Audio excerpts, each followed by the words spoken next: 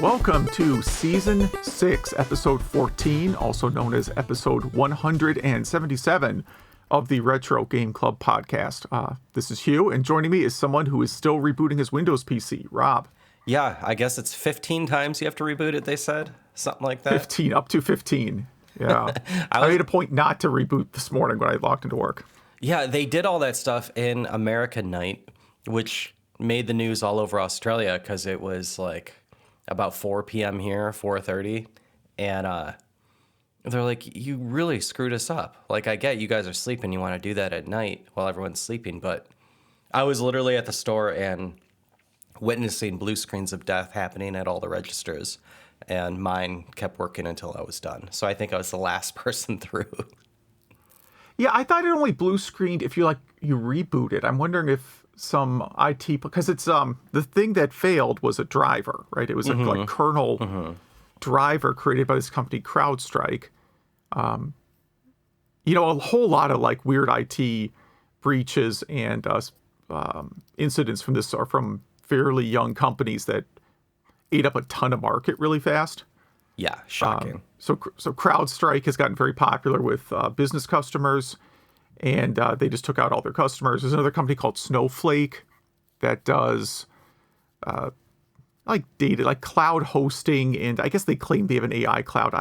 When I looked at their product offerings, I'm not really sure that they do. But all the data breaches you've read about in 2024, I believe almost every single one of them is tied to Snowflake. Like the bit where AT&T's like, oops, all your call logs got leaked to the internet. Sorry about that. That was exactly. Yep. So it's like these companies that have not been around that long and have grown awful fast without really thinking about, I think in Snowflake's case, not thinking about security at all, which, for a cloud hosting company seems like maybe something you'd want to do. So they were founded in 2012, right? That's Snowflake, so that's not very old in the scheme of things, right? And CrowdStrike, when were they founded? What's your guess? 2011. There you go. You can only run a startup for so long. Like, red tape at giant corporations is really annoying, but being in a giant corporation that was a small corporation when I started at it, I see the benefit of certain red tape and security measures. Yeah, that's the problem is they don't want to do the big company things that you have to do once you have important data. Mm-hmm. So there you go. Yeah, I don't know which, in the scheme of things, I don't know which one of those two companies is worse. Certainly some hackers having all the AT&T call logs seems like there's a lot of potential for bad things. I haven't used AT&T. I'm not worried. Leak all my phone. Leak everybody I've ever called or texted online. I don't care. There's nothing in there. But it reminds me, it sort of makes me think of like the Ashley Madison hack. Like you're going to find some phone calls that were made, Yeah. That some people are not going to be proud of. I forgot about that. How did people use that site and not think that would leak out? I don't know why you would use that. So I watched a documentary on the hack, right? And I just felt so bad for the people involved, not because their data got leaked, but because they were in bad relationships and they didn't know how to communicate with their spouse. Yeah. Like every one of those guys that got busted was like, I don't know. I feel more bad about the status of their relationships and the impact on their spouse than the fact that they personally got embarrassed. Yeah. But other than Ashley Madison, what have you been up to? Oh, what have I been up to? I pre-ordered the East 3 remake, right? Mm-hmm. So it was a PSP game, which I opened and really enjoyed. It was a PSP and Steam game that is now getting remade it was remade for Switch in Japan. In America, we're also getting it on PS5. I don't know why you need a PS5 to play a PSP game, but I pre-ordered that anyways. The only option was like this big box that came with a soundtrack CD and some kind of cleaning cloth. I don't know. I don't care. Yeah, it comes with like some kind of weird microfiber. Yeah. Yeah, I don't know, man. I also pre-ordered the new Zelda game, even though you can't pre-order on Amazon yet, but if you go to Target, again, we're not sponsored by Target. Target is still the absolute best place to pre-order Nintendo products. I agree. Yeah. Yeah, they don't seem to, like, nobody goes there, so they don't sell out. I think nobody knows they can do, but like when I wanted like the Tears of the Kingdom, I had to pre-order that from Target, and whenever there's some crazy new amiibo coming out, I just pre-order from Target. It takes them like an extra day or two to ship it, but I was going to say here. Best Buy gets it to you the quickest, but Target, you're like guaranteed to at least get it. Yeah. And again, I think we also don't know about it. So maybe I shouldn't be advertising it, but whatever. So I went to some garage sales like a week ago. And it was kind of funny. Like, I stopped at one because I saw a bunch of Star Wars merchandise. Mm-hmm. And it was all stuff my wife already had. This guy had you were obviously around in 1999, right? So you're probably in like I was in college. late college. Okay, Yeah. I was gonna say you're probably early college. But remember when Phantom Menace came out, like all the at the time the Pepsi-owned fast food restaurants all had promotional items. Mm-hmm. It was Taco Bell, KFC, Pizza Hut, but not Long John Silver's, which I think was part of the same family.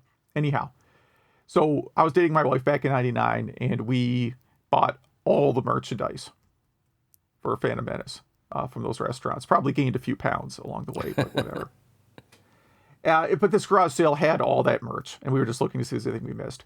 And they were selling an Xbox 360 for $60. And I'm like, I don't need one of those. And then literally like the next garage sale we went to, someone was selling the Xbox 360 for $10. This looks like new. I mean, it's really good condition. Oh, no? The angle I took it at, okay. The front is in good condition. The side is a little, it's been played. It came with a couple games. I don't want any of those games. My youngest kid already took it. So it is in her room. Those right are now. very, very hackable. Yeah, I've heard that. I think she is interested in Fallout New Vegas is the things she said she wanted to try. It's the hot game right now because of that show. Yeah, which is not on any other platform, I guess. Oh, interesting. I don't think I knew that. I think it's a 360 exclusive. Someone could write in if it's not, but that, and she also claims that the 360 has like the best version of Minecraft of all the different versions. Which I don't know what makes one version better than the other, but whatever. You would think it should be the 3DS, but that's like the worst version of Minecraft. Yeah, and you have to get the special new 3DS that doesn't play on regular 3DS. Yeah, so strange. We still have to do our new 3DS exclusive show. Yeah, all 6 games or something that are on it. And also, I can't remember why I found this site. I was Googling for some other thing, and I came across a site called Retro Game Boys with a Z. So one word, Retro Game Boys with a Z. And this is like some guy, and I say guy because he has pictures of himself, who makes custom controllers that look absolutely amazing. I mean, they're not cheap, but if you wanted, like if you're a huge Intellivision fan, like he has made Intellivision controllers that look like just I mean, I can't describe how good these things look. They're definitely handmade. Like this is quality stuff. Yeah, so like the numeric pad, I mean, it's like a full thick, like it's almost a separate device. And then, different, if you wanted like a different style controller, he'll do that too. Everything is custom made. So you can't, I mean, it's custom made from like a catalog of things that he sells. So they're not cheap, but they look great. I was really impressed with this site, and there's a variety of things on here that I'm like, oh man, maybe, I don't know. There's like for $150, they have an Intellivision controller that is a joystick style with the numeric pad in the middle and 3 giant arcade buttons. So like it's an arcade stick, but for the Intellivision, and man, that thing looks awesome. Yeah, it's really quality. Yeah, I think I need to look at some YouTube. There's got to be some YouTube reviews of this stuff somewhere. Yeah, there's this guy. He has a section on the site called Reviews and Mentions, links to the Collector's Zone YouTube.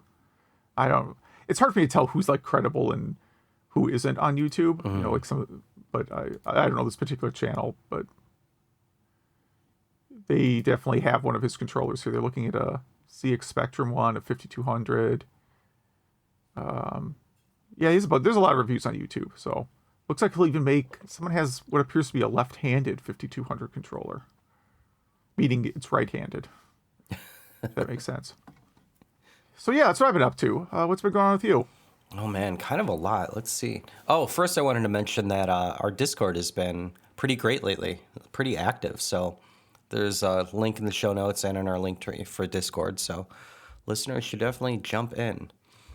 I was at that Tenacious D show that ended up in the news. I brought my son to that. Good. Yeah, that's a memory. Yeah, but it was a great show, nonetheless. Let's see. I saw that new Twister movie, and it was more fun than it had any right to be. I actually liked it better than the original, and I had a blast watching it, so I would definitely recommend it to anyone. And I moved away from tornadoes. I know you've had quite a few in your area lately. Yeah. I mean, I'm fine. Obviously, we had to go in the basement the other day. That's about it. It is kind of wild because it used to be like you would hear tornado sirens at most once a year, and it's been 3 incidents this year now. Yeah, and the one was like 12 tornadoes in the Chicago area. Like it was a big area. Yeah, it was down in like Joliet mostly, which is the, I think, 3rd most populated city in the state. Downtown was, up where I live was fine, and downtown was not impacted, but it's still awful.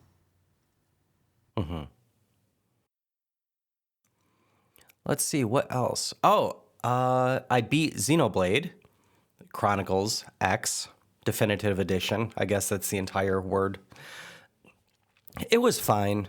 I didn't like it at first, then I really got into it around the middle, and then it just never ended. That game was so long. And the ending was fine, everything was good. I don't know. I might continue it in the future. It had the worst kiss in, I think, video game history. Well, hold on. There's a game where Sonic has a human girlfriend that he kisses. So let me explain this kiss to you. Okay, so this guy's friend, who he always wanted to be his girlfriend, was captured and turned into a half robot. And I'm very, summarizing a very complex Japanese story. And she returns and saves them all and is passed out or knocked out because of it, right? Okay. And he's trying to revive her, and nothing's working. So in her passed out state, he tries to make her drink water, pour water into her mouth. That's not a good idea. And that's not working. Yeah. No, exactly. Yeah. You see where this is going. And so he then, what's her name, who was in the news that kind of did this with her kids, the girl from Clueless, he put the water in his mouth and then put his mouth against hers to force the water into her mouth. And she wakes up during that and is like, oh my goodness, my first kiss. It's so horrible. I was really turned off by that scene. It was I didn't feel good watching it. Other than that, the game was, I don't know, it was fine. It was pretty fun. It was a bit too grindy, I thought. And some bosses were no problem if you were a level or 2 below them, and some of them you really needed to be a level 2 or above them. Maybe I just didn't know how to play the game, but it just didn't seem consistent in that way. But saying all that, I would still recommend it to any RPG fan. What else? That new Watch Dog movie is happening, and I love the Watch Dog games. So, I only played the first one so far, but I'm down for any hacker movie, so looking forward to that. I have this in my notes. Because I thought Xenoblade would never end, it gave me an idea for an RPG AI where it's just like a Unity or Unreal Engine RPG game that is like written in AI in real time, and it just never ends, and it just keeps getting stupider and stupider. Yeah. So I'm sure that'll happen eventually. Yeah, I mean, it's not too different than a rogue-like game, I suppose. Exactly, yeah, but just the story keeps going. Like, Yeah, where the story keeps changing going. and I don't know morphing. if anyone's done that yet. There's some, was it Daggerfall, where like the overworld map is literally the size of the United Kingdom. There were some like yeah. bizarrely large RPGs, but not with like just endless. I mean, the reality is you could write an AI that's just generated RPG fetch quests all day. Exactly, yeah, and characters that you have to talk to. And I don't know about you, but anytime I use ChatGPT, the more I talk to it, like it, after a certain point, it just seems to get really stupid. So that's what I assume would happen in this this AI RPG. But I picked up Nintendo Championship NES edition yesterday, right after I beat Xenoblade. So that was a perfect game to have after a 100-hour RPG. Yeah. And I only got a chance to play it for like half an hour, but it's exactly what you thought it would be. I only played it in party mode with my son. And it wasn't fair since I grew up with all these games and he had never played them. And so I was just dominating him every time. And yeah, it's fine. I'm sure I'll have a full review of it next episode, but had to go to EB Games to pick it up. And they told me they were closing down soon, my local EB Games here, after the first time I went to them. So I'm going to go there today and see if I could find any good deals. Yeah, that's too bad. Yeah, we still have no fewer than 800,000 GameStops within a 5-minute drive of my house. So I don't know All why that is. selling Funko Pops and plushie dolls. Yeah, I think I've not been inside one of them in quite a while, but there's still a lot of them in my area. We really haven't had any close in a while. The fact that they're a meme stock probably kept them afloat. Maybe. I know the one in Rhinelander closed, which I was bummed out about because it was the last place I saw Dreamcast games for sale. Oh, jeez. And that was like in 2019. But they closed during the pandemic, unfortunately. But the last thing on my list is all my stuff is in Australia, but it's in customs. So it's been here since the 10th. Today's the 20th. This week, I think I will finally have all my stuff. Which I think I'm most excited for my Vita, because I had run that new hack on it just before shipping it. So we'll see. But yeah, that is everything. And we're about 21 minutes in to recording. Yeah. So maybe, I don't know, should we do a podcast? Yeah, we can look at. There's a bunch of news items. I didn't read any of these though. That's okay. I could power through them. I clicked them. on a couple of them and was like, okay, that's an article. Yeah, some of them are kind of cool. Like this is probably my favorite one. The Mr. FPGA can now support the Sinden light gun, which means you can use this really nice kind of. It kind of looks like the Dreamcast light gun.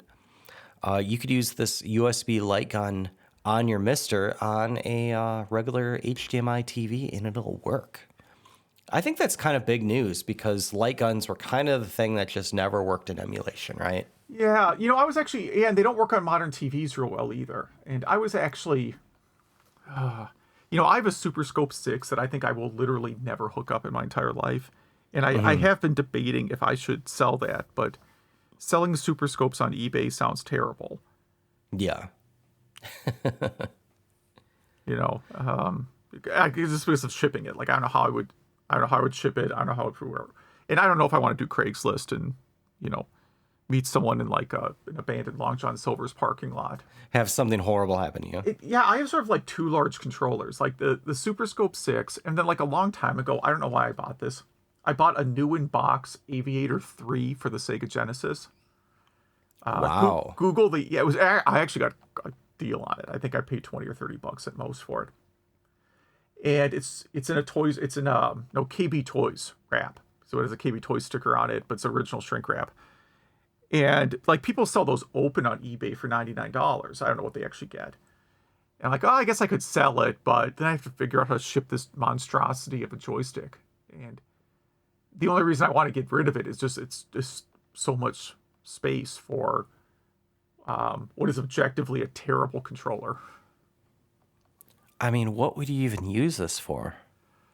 Yeah, it was meant for like, flight or maybe driving games. But again, like it's digital control. So like I sort of thought like I could write a demo that simulated analog control on that stick. It would be like a fun project maybe. But I could also do that with the D-pad. Like the longer you turn it left, like you could tell it between a hard left and a slight left based on like. Actually, I don't know how you would do that. It would be how many frames you're holding the button. I don't know. Yeah. You could if you were like an insane person like me, maybe you would write a demo like that. I don't know. I got to get rid of that thing. But if anyone wants, say, a Super Scope or new in-box Aviator and lives in the northern Chicago area, let me know. And then our next news item from MakeMHZ, who makes the MakeMHZ Stellar, which is an Xbox kind of ODE / firmware update / run your ISOs and do all bunch of other fun stuff on the Xbox. Mm-hmm. They are coming out with an update to it that allows 256 megs of RAM in your Xbox, which is quite a bit more, but I don't know why you would need that unless you're doing some kind of homebrew stuff, because no production Xbox game would utilize it. So I don't know what the use for that is, but it's still pretty cool. And I think a lot of people couldn't think it could be done. Well, it could be done, right? It's just, is it just using like regular? This is on Twitter. What is this on? Yeah, it's the only, because they didn't put it on their site yet, so Twitter was the only place that it was announced. Kind of annoying. What else do we have here? The multi-Pi. This is kind of cool. So this is like a case plus a daughter board for your Raspberry Pi CM4 computer module. So it's an embedded computer module, not the whole Raspberry Pi 4. Yeah, this is the one article I clicked through on, and I'm trying to figure out what the advantage of this is versus like one of those cheap Android streaming boxes. And what it looks like is the cartridge connectors, because he has like onboard cartridge connectors. That's the secret to this thing being cool? Yeah, and also it has, I think, a composite out. Yeah, I don't care about that. Yeah, but this thing is pretty neat. And it looks like it could be expanded pretty well. So, yep, just something to keep an eye on. And I don't see a price here, but at some point, you just want a Mr. FPGA, Yeah. I mean, I understand this is so you can play your original cartridges. Like, I get it. I still own a lot of original cartridges.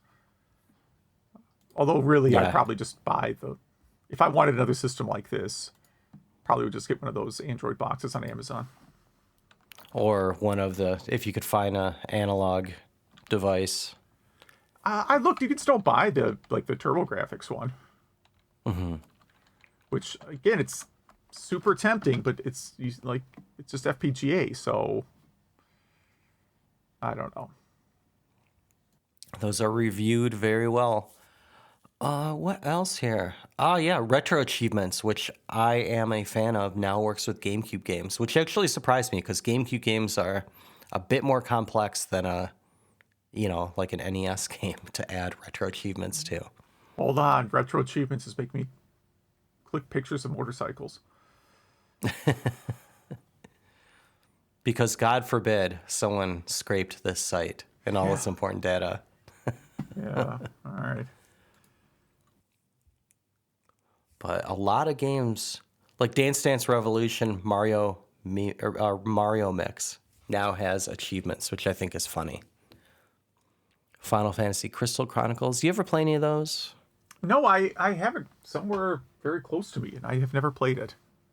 Yeah, here it is. It's on my RPG game shelf. Yeah, I have Final Fantasy Crystal Chronicles. I should play that someday. But yeah, lots and lots of games here. support Put it. that So, on my backlog file. and by the way, if any of our listeners are on Retro Achievements, email us your or Discord or whatever us your Retro Achievements name, and I'll send mine back so we can see each other's achievements.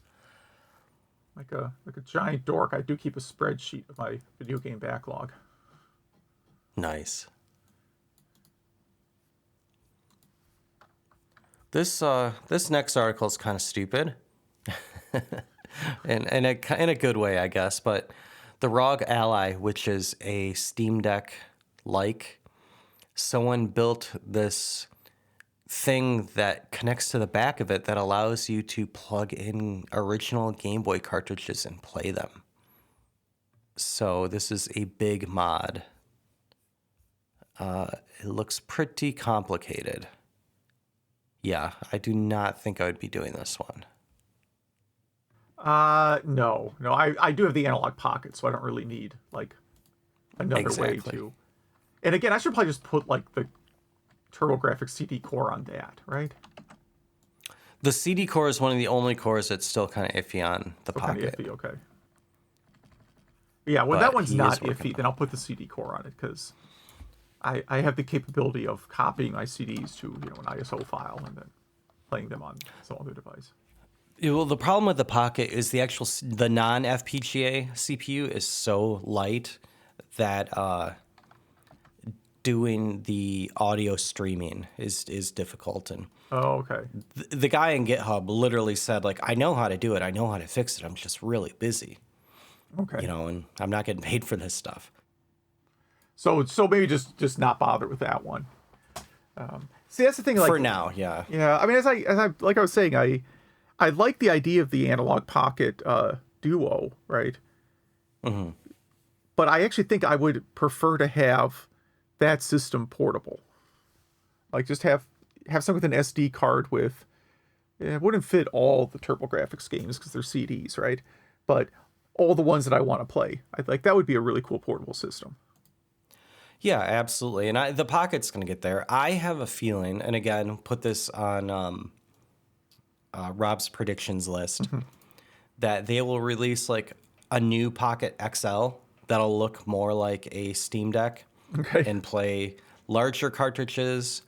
And hopefully it has a bigger, what I would really like is a bigger processor so it could support things like more save states and different cores and more just fun features like retro achievements. The Pocket CPU, like I said, is so light. All you're doing is playing games on it, and it does it really well. Really the links, the open FPGA version of Neo Geo Pocket Color and the CD, the TurboGrafx CD, those are the only ones that are iffy. Now, if you're playing Neo Geo Pocket Color, the actual cartridge, it works great.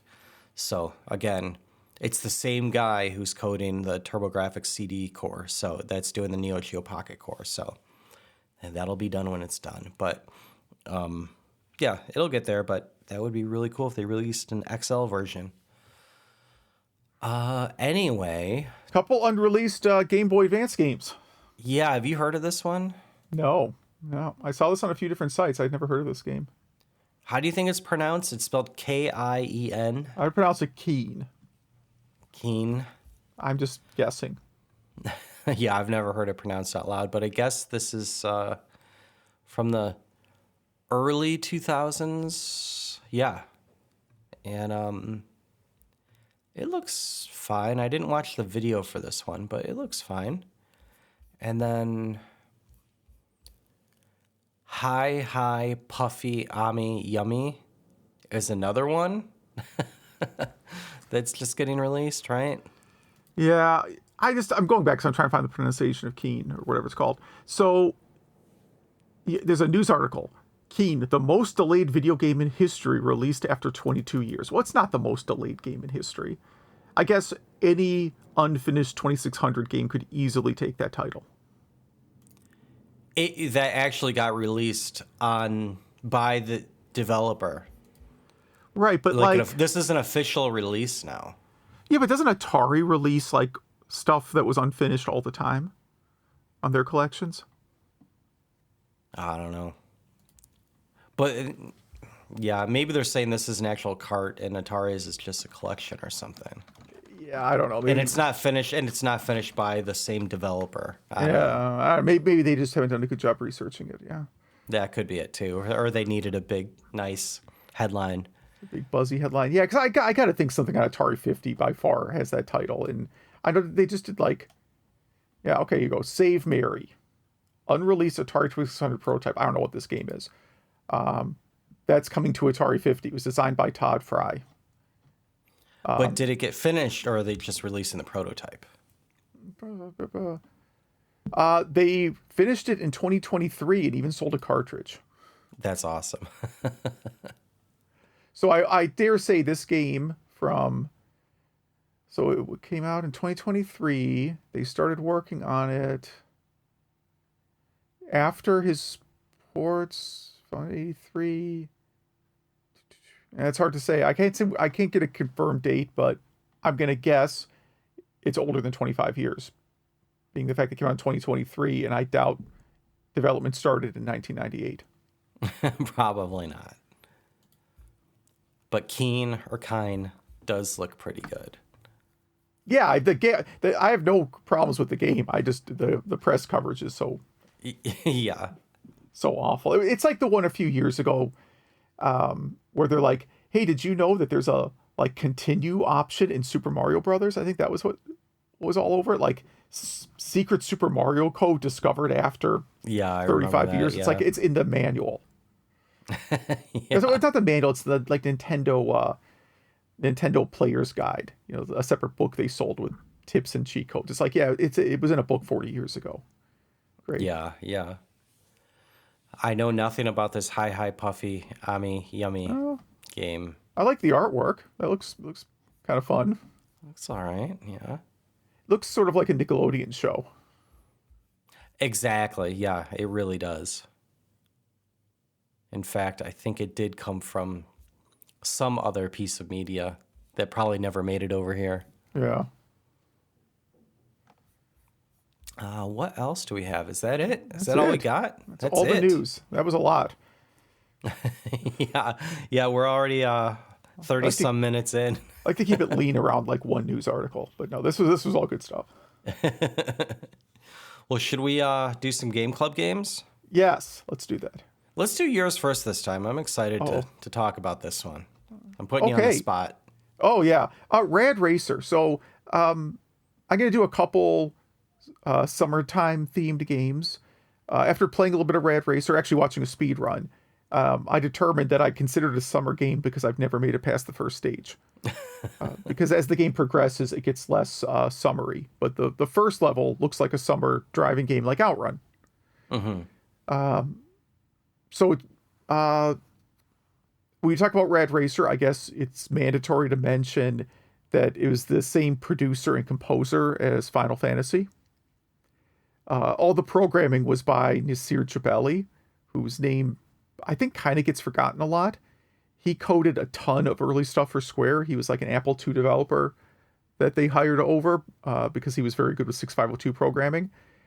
And for example, the 3D effect that you see in Rad Racer and 3D World Runner was one of the things he created. Like, I think technically this was a really strong game. Like, the animations look amazing. It is way too hard for me. I forgot how tough this game was. Like, one crash and you absolutely cannot finish the race. I understand you're not supposed to crash while you're racing, but most racing games have just like enough wiggle room where one mistake won't completely end the race for you. In Rad Racer, I don't think if you crash, can you complete a track? I don't think you can. And the other motorists that you're racing against don't seem to know that they're in a race because they're all driving very slow. And also, if they get hit, they don't move. But you get thrown into a tree, even if you're in the center lane. Yeah. Yeah, now you can kind of like tap them from behind a little bit and not crash. But you have to be very careful. There's a bunch of cool ROM hacks. I was looking at some of the ROM hacks. There's one that converts it to a Volkswagen Beetle. There's just some, mapper changes. There's an easy mode, which unfortunately I did not try, but I should have. And the one that looks coolest to me is a total conversion into a skiing game. Wow. So That's funny. that looks awesome. I'm probably gonna apply this ROM hack today just to give it a try because it looks incredible what they did. Yeah, wow, that does look good. That's funny. Looks better than Slalom. Yeah, yeah. So what's your impression of Rad Racer? Well, first of all, the person that lives across the street from me has this red Ferrari from this game. I think it's called a Okay. 308. Or his friend does, something like that. But it's loud and annoying. They don't use it often, which is nice, but and these houses are small, so I'm sure this car costs more than his house, so I don't know what's going on there. Maybe it's a friend's car. I don't know. But it's the same car from One Crazy Summer. I forgot this had a 3D mode, like the red and blue glasses mode. I did not get a chance to try that. But that would be fun to try again. I do remember trying that back in the day. I literally almost picked this game because I've been thinking about it because of the Nintendo Championship game that just came out. And I was at the Nintendo World Championships and got to the second or third round. I don't know if that's some quarterfinal or something. And Rad Racer was one of the things you do in that game. So I used to be okay. And I'm not saying I'm a good gamer. You know, I had a lot of randos, like pretty much anyone that went to that thing, played. So maybe I just beat the people who didn't play much. I don't know. But what else? And I don't think this game is in the new Switch game. I haven't, like I said before, I haven't played it too much. So it's kind of strange. I don't think there's any third-party games in that. Because if it's like NES Remix, there aren't any third-party games. Yeah, that would make sense. But yeah, I had this one back in the day. I can only make it to the second stage. Okay. Yeah, I can't even get that far, so you're doing better than me. And did you play Rad Racer 2 at all? No, and I own that. I think wait, do I own that? I don't know. I have not played it though. I did not own it back in the day, but I just played it in the pocket. It is better in every way, and but it's very similar.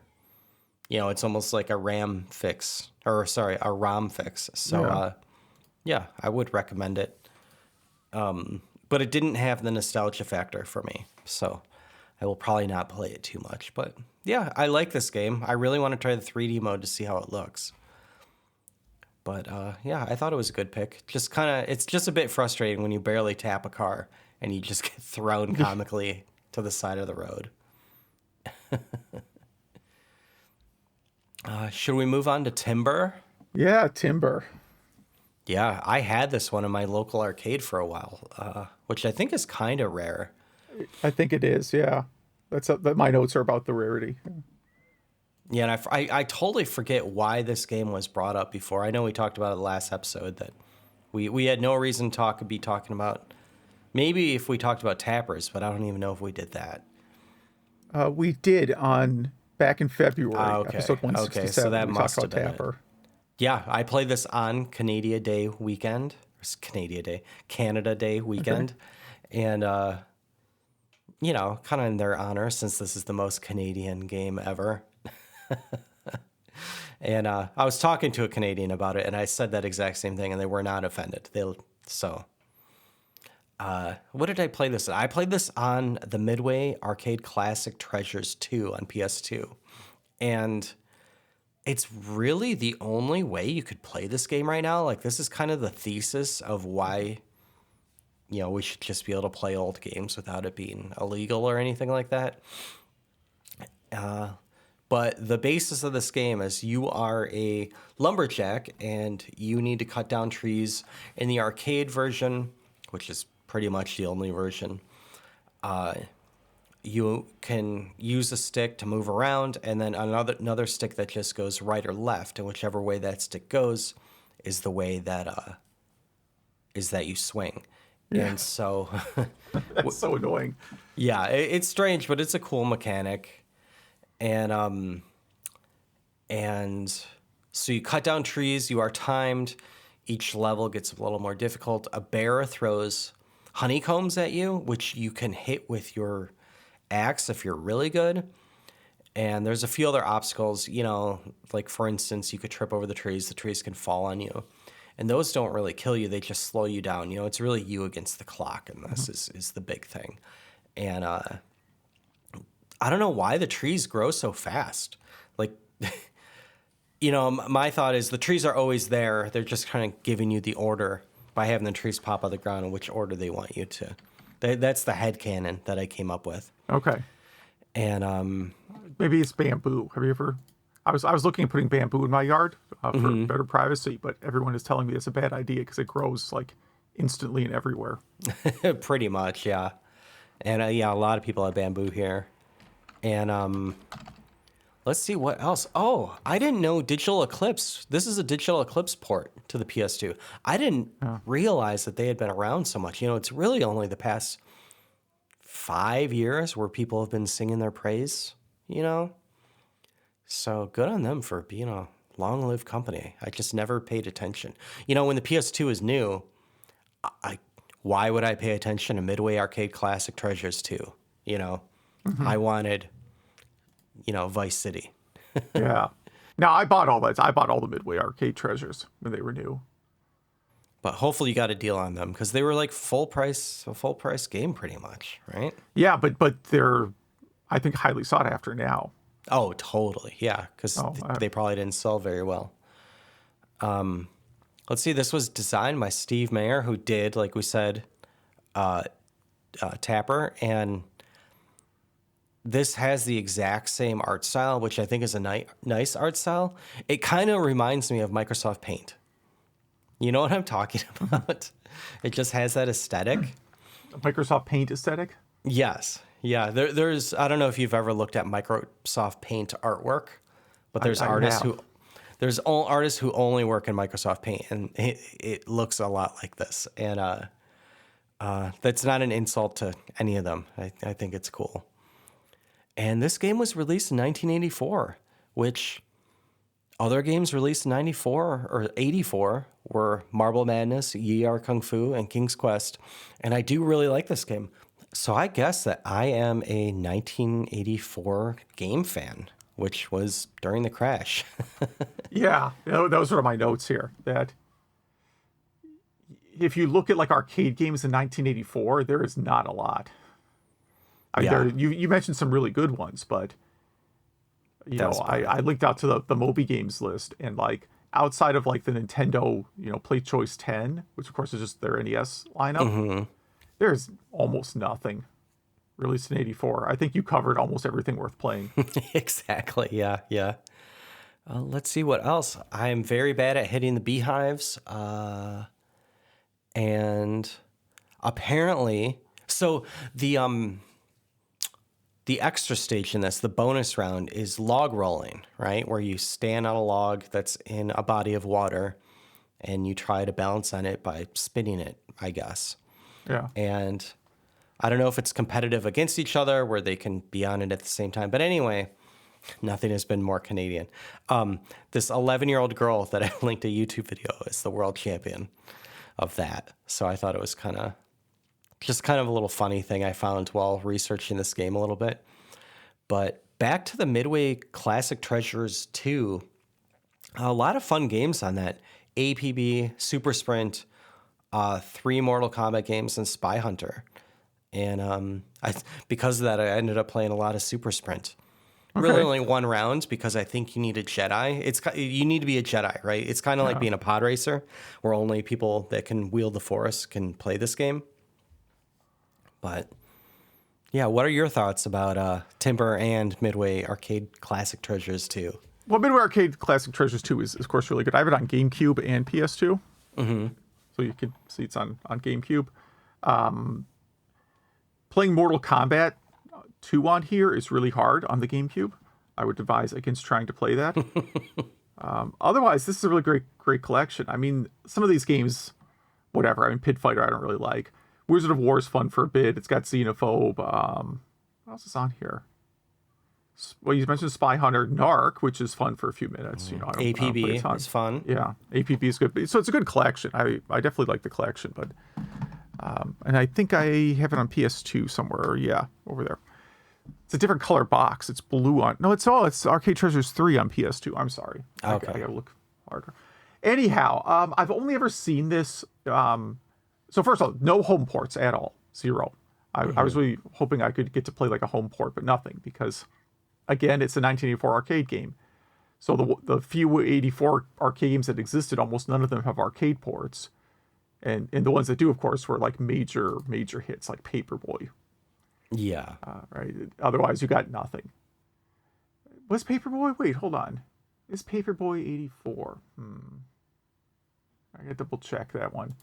Anyhow, I saw this in person at Midwest Gaming Classic back in 2019. It's the only time I've seen it there. I'm not going to profess that it's the only time it's ever been there, but that's where I've played it. And yeah, it's fun for a little bit. I found the swinging mechanic to be like a neat idea, but also not something I'd ever want to play for very long. Yeah.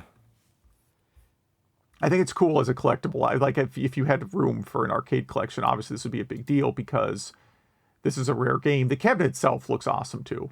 Oh, it's beautiful. Yeah, it's really nice. It would definitely go if you wanted to do like Northwood's pizza place aesthetic in your game room, which is one I've thought about personally. This would fit very well. I have Wikipedia saying that Paperboy was 1985, but Arcade Museum says it was 84. So, who knows? Okay. I almost trust Arcade Museum, which is Clav, over Wikipedia. That's all I got to say about it. Yeah, what do you want to play next? All right, so I'm going to stick with games that feel kind of summer themed. And because I'm getting towards the end of games I'm going to talk about ever, I'm picking what is, I think you can make an argument this is the greatest game ever made. I think that's a real argument. Mm-hmm. Yeah. And that is Wii Sports. Yeah, I'm excited to talk about that one. I will likely not be able to play it before next episode. Yes. It is 18 years old though. So it's not, this is acceptably old, I think. Yeah, yeah. And I'm going to do Warbirds on the Lynx, which is a Lynx exclusive. I've been playing a lot of it lately. Yeah, I just put in the notes. It is a very technically advanced game. I am surprised someone managed to develop that on the Lynx. Oh, yeah, agreed. But if our listeners play Wii Sports, Warbirds, Rad Racer, Timber, if you mess with FPGA Lycon or put 256 megs RAM on your Xbox or develop a game 22 years after it was supposed to be released, please email us. Email at retrogameclub.net. That is email at retrogameclub.net. We have our link tree in here, which has our Discord link as well. I think our Discord is just linked by itself too, so definitely check that out. Zach runs all that stuff, and we do have an email this time. Yeah. Thank you, Zach, by the way. Majors writes in a few topics. He mentions asks if I would consider doing a yearly Hallmark holiday ornament podcast. And I'm not going to kid. My wife and I have talked about doing that as something. I just don't want to do any of the work to edit or promote it. So, and neither does she. Like, if someone else wants to do all that work, which I don't know why you would want to, and I also don't know who'd want to listen to us reviewing Hallmark ornaments. Although they do have some this year that don't seem like they are really meant for Christmas. It seems more like they are room decor being sold as Christmas ornaments.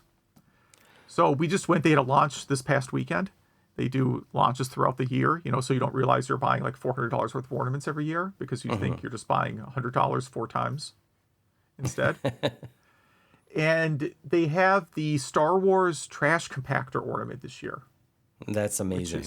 It's huge, and it like plays audio from the scene, but it's like that doesn't go on a tree. It's gigantic. Garbage. Yeah, you would put it on your desk or like you would make it into an actual decoration. And there's a Sonic like running through rings ornament that is like that too. It's like I would put that on a tree. It's gigantic. It's really more like a decoration. Like the more I think about it, That podcast is actually a really good idea. I think it would have to be like a YouTube thing, though. Yeah, And yeah. I think Hallmark would actually sponsor it. Or sue us. I don't know. Hallmark Holiday Ornament Podcast. There is a podcast called Hallmark Ornament Fever, Wow. brought to you by the Christmas Cousins. Oh no, Christmas Cousins is the podcast. They happen to do an episode called Hallmark Ornament Fever. Oh, okay. Okay. Nothing's jumping up right away. I don't know, man. I don't want to do that. We talked about a game called Dragon Fang and was wondering if you'd ever played Dragon Wang on the SG-1000, which is similar to Kung Fu. Oh, yes, I have. Yes, Okay. I have, but only emulated. Yeah, I have while researching Kung Fu. Yeah. I think we mentioned that one, but I think I just said like the Sega ripoff of it or something. Okay. Let's see. Let's talk about the Dream Trance controller used for Res. Never used that. Yeah. Do you know what that is? Yeah, it doesn't it like vibrate or something? I'm never going to use that. I talked about Sega Genesis sound drivers. He says he's a big fan of the music in Midnight Resistance, Veritex, and Gauntlet 4. All of those were created by Hitoshi Sakamoto, who's a great composer, by the way, using his custom sound driver. And he was asking if that is available open source. It is not. I have looked for developers who have open sourced their Genesis sound drivers, and there are not very many. Well, I mean, because you wrote them for a company, right? Like you've probably worked for a software company or developed software for a company, right? Yeah. It's not like that company. Like, I mean, I've worked for companies that are currently defunct, and I wouldn't even for a second consider releasing that source code because someone probably technically owns that IP and could still sue. Yep. You know, there are companies that exist just to buy IP to sue people. So, you know, software I wrote in 1998 for a company that is no longer in business, I'm not going to release that code. In terms of home improvement projects, he sent us a picture of his work in progress retaining wall, which he's been working on for 3 years. And looking at the size of bricks, it looks like about 3 years worth of progress, because each one of those bricks probably would take me 4 months to move. Yeah, this looks like he's building the pyramid. The Great Pyramid. Yeah, I can see why he's building it based on that shot, but no, I would not do that. Biggest technical leap between console generations. He said PS1 to PS2 because of the visual improvements. Also, sort of consoles being somewhat online for game distribution. Even though early consoles, even as far back as the Intellivision, had some degree of online capabilities. But just not the same as what you got in the 6th generation, which is a word I have a hard time pronouncing. And Robotron, just a very big fan of it, you know, frantic and exciting, challenging game. Also not very good at it, but if you're looking for another dual stick game, there's a game called Mars, which is like Robotron, but it's a space shooter. I don't know if I've played that. I don't think I have. I think, was there another twin stick shooter that I saw recently? There was a game, Inferno. That's what I'm thinking of. That's another. It's not twin stick shooter. It's a game where you have 2 controllers, so like a small joystick and a larger like flight yoke kind of thing. That's another twin stick game, but that was really hard. I don't know what that would be. My favorite twin stick is still Cloak and Dagger. Okay. Yeah. Do you want to cover the social media feedback? Yeah, absolutely. So we did have a question of the episode, which was best games for the Atari Lynx. And someone writes in and says they haven't touched a Lynx in 30 years, but would say the 2 most memorable games were Gates of Zendokan and Chips Challenge. No Swear Gamer writes in saying when it comes to the Lynx, he can remember several good games, but can't recall anything really special. He enjoyed playing Electro Cop. What else? Blue Lightning, Dracula had a unique style, which I have that one. I haven't played that yet. And liked Bill and Ted Until He Got Stuck. Yeah, I think that's one of those games where you actually, if you forget something, I think it could be an unwinnable state. Like King's Quest. Yeah. Yeah. Mark writes in saying Xenophobe, Stun Runner, which I think Stun Runner is going to be an episode, a Game Club game soon. I think that's the only port of that game. Rampart, Checkered Flag, Pinball Jam, and special mention to Battlezone 2000. And what else? Oh yeah, that's a note for me saying I was surprised Stun Runner wasn't released on more platforms because the Jaguar would be a perfect place for Stun Runner. Jimmy writes in Rampart, Blue Lightning, Electrocop, and Jay writes in Slime World, California Games, Junkyard Dog, Viking Child, Chip's Adventure, and Blue Lightning, all of which sound like wrestler names to me. Yeah, pretty much they all do, yeah. Maybe not Chip's Adventure, but the rest, yeah. And our next question of the episode is favorite combat flight sims. So again, that's email at retrogameclub.net or on our socials. Zach will populate our show notes if I don't see it, which he almost always sees stuff before I do. And yeah, let's see. What's our next games again? We're playing Wii Sports and Warbirds. So please check those out. All right. Well, thank you for listening. Yeah, thank you.